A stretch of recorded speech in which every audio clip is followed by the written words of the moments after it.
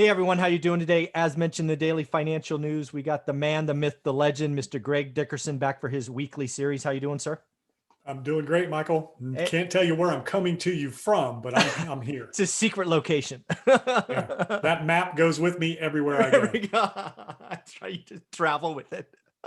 That's hilarious. Hey, so I wanted to talk about. I just want people to realize, there's a downside coming for the cancel rent culture, right? Cancel rent has gotten a lot of press.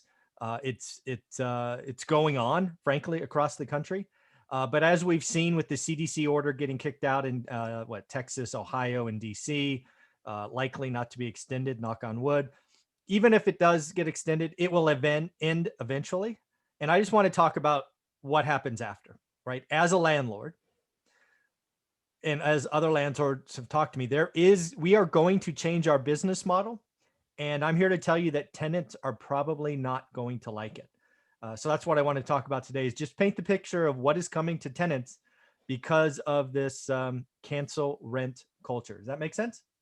Yeah, yeah, sounds good. Yeah. So the first thing I want to talk about, and again, we'll go through all kinds of different subjects here, is first off, the availability or inventory or quantity or whatever you want to call it of available affordable housing is going to go down and could go down substantially.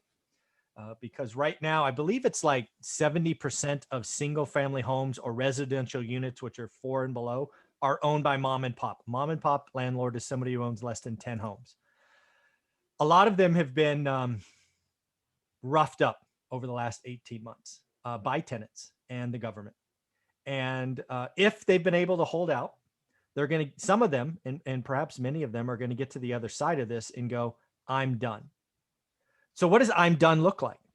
I'm done could mean sell it as is, which again, as a business owner, is going to get you a fire sale price. So probably not likely. What they're going to be selling into is an environment of very low inventory. So what they're going to do is they're going to give their tenant a 30 or 60 or 90-day notice to vacate, which is their right based on however long they've been there. They will then remodel the house and they will sell it to an owner occupant. So if you're an owner occupant, congratulations, because of cancel rent, you're going to have some more homes hit the market.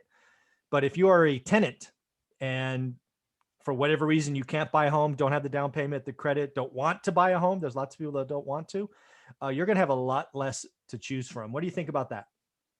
Yeah, I think, well, just with the market where it is now, people are selling that can. Yeah. So it just makes a lot of sense. I mean, I have a lot of neighbors that are all, selling and they're going to go rent, for a little while because the market is so hot. It's like, man, I'd be crazy not to.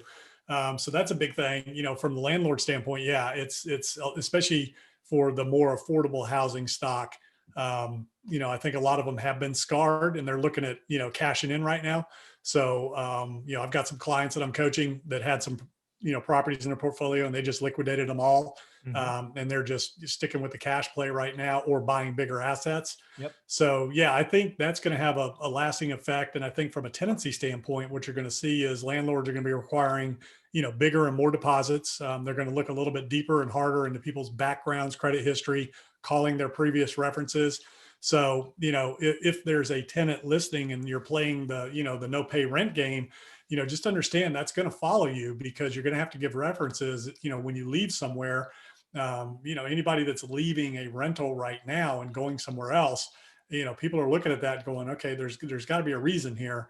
And they're going to dig in a little bit more and then the landlords they're going to pursue people and file judgments and things like that. And that follows you around, sticks with you. So, it's very difficult times. And, the tricky part is there are people that are genuinely hurting. And then there's people that are just playing the game. And some of my clients have big complexes where tenants gathered together and created their own little group of Mm-hmm. cancel rent for the entire complex, Yep.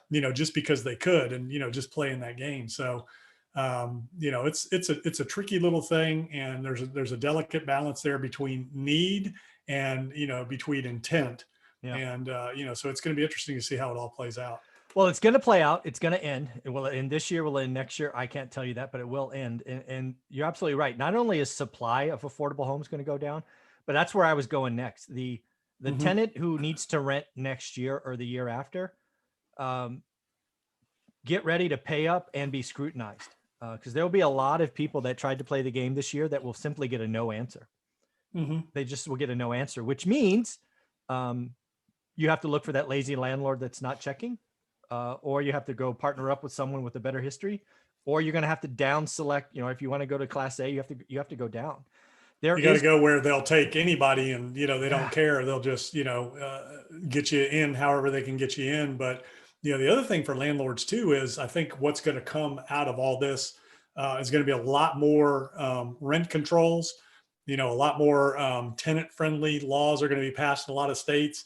Especially with this forbearance or rent abatement vacation that's just been overturned by the courts. I think some of these legislatures now are going to try to change the laws that'd be more tenant friendly, give more leeway to tenants, and make it more difficult on landlords to raise rents, file collections and things like that. Yeah. Well, here's the deal, right? So back to point number 2, right? I think you can expect, as you said, higher deposits. I think you're going to expect higher rents because landlords are going to need to cover the risk that they didn't plan for before. But here's another one. Here's number 3.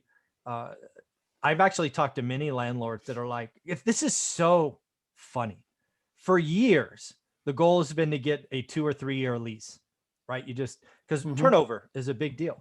I've talked to many landlords owning thousands of units now, and they're like, Michael, I give up. I'm just going to go month to month on everybody from day one, because you have more flexibility on a month to month lease. You're like, oh, we both part ways after 30 days. Bye-bye.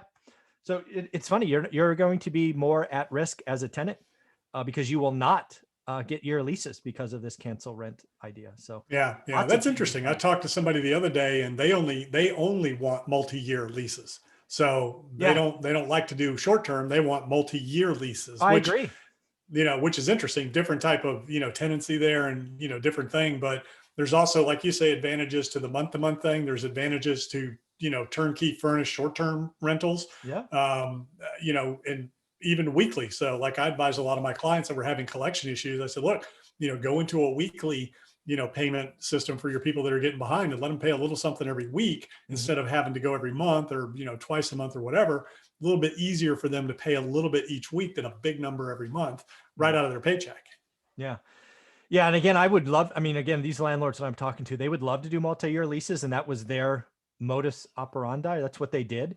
But they're like, when they're looking at the new rules and all these other things coming, they're like, we're going month to month. And yes, many of them are going to suffer turnover because some people will take advantage of it, right? They'll move in for a month and leave, and that just sucks. But they're like, they're going to take that risk versus, because again, rules change when you're there a year and a day for evictions and all of that. So yeah, they're just going to do month to month. So lots of changes coming for tenants. Being a landlord's a business. And the last year and a half, 2 years has been different for the business. So what I want you to realize is landlords will change. They will sell, they'll get out, some will exit. Others who choose to stay in will raise their standards, right? Because again, as a landlord, you have the right to define the box. Maybe before, for example, you took a 620 credit score. Maybe going forward, you take 680. It's your right. You can say that. So it's going to be much harder. Rents are going to go up. Deposits are going to go way up. And I think you're going to look at a lot more short-term leases. Landlords got to change. It's been rough. They've been beaten up unfairly. And their time is coming, and landlords are going to come back, I think. Yeah. And it goes both ways. I mean, what's happened to everybody is just, a lot of people, again, are honestly in bad positions, lost their jobs, things like that. So, it's just been crazy. What we need to do is just get all this done, get it behind us. Everybody get your vaccines so that we can get open back up and just get back to, the business as usual and get it all behind us and, move forward again. So that's the key right there. Yeah, no, I agree. We got to get this behind us. Knock on wood, it happens this year, hopefully. Yeah. And San Francisco was in the news. I mean, you guys are open for business and, have the lowest case rate in the country or something. I can't remember. I saw something over the weekend about San Francisco just leading the charge in terms of, getting back open. Yeah, they're definitely leading. And again, I think I always bash Gavin Newsom. I'll give him credit for that one. If the guy at the top is you blame when something bad happens, you got to give him a little credit when something good happens. So that's it. I'm done. Yeah. Well, you guys were the first to lock down, and you're the first to come out of it. Yeah, it's pretty cool. Yeah. So again, this is just landlords are going to snap back, right? Some will sell. But again, I think landlords will look at this situation and they will adjust their business models, which will mean higher deposits, higher rents, and I think a lot more short-term leases, because that's just what's coming. So any other closing thoughts on this? No, but again, could create opportunities. So burnout landlords, great opportunity for investors looking to buy. The market's red hot right now. It's not going to last forever. Rates are going up. Inflation is upon us. So I guess we're talking about that in the next episode. So, where there's a problem, there's always an opportunity. So keep your eyes out there. I am looking for every frustrated landlord that owns it free and clear, so we can do seller financing. That's what I'm trying to do. That's so you're like the crypto guys, man. YouTube and pumping it up, a pump and dump. So you're going to pump up, man. You're not going to want to be a landlord. It's going to be terrible. You can't collect rent. Sell now. I'll buy it. Exactly. Hey, man, thank you very much. I look forward to episode number 3.